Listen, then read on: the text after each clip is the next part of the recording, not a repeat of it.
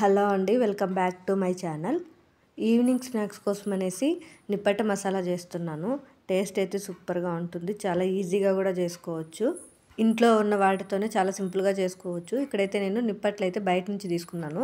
నాకు చిన్న నిప్పట్టు దొరకలేదు, అందుకోసం అనేసి పెద్ద నిప్పట్లే తీసుకున్నాను. ఇలా నిప్పట్లు తీసేసుకునేసి ఒక ప్లేట్లోకి అరేంజ్ చేసుకోవాలి.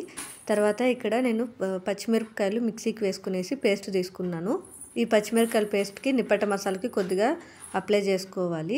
మీకు ఈ పచ్చిమిరపకాయల పేస్ట్ ఇష్టం లేకపోతే కొద్దిగా కారపొడి వేసుకోవచ్చు.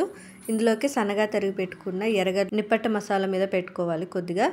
అలాగే సన్నగా తరిగి పెట్టుకున్న టమాటో కూడా నిప్పట్ల మీద పెట్టుకోవాలి.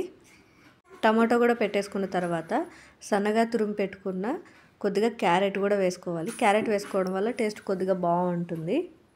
క్యారెట్ పెట్టుకున్న తర్వాత సన్నగా తరిగి పెట్టుకున్న కొత్తిమీర కూడా వేసుకోవాలి. ఖచ్చితంగా కొత్తిమీర వేసుకోండి, టేస్ట్ చాలా బాగుంటుంది.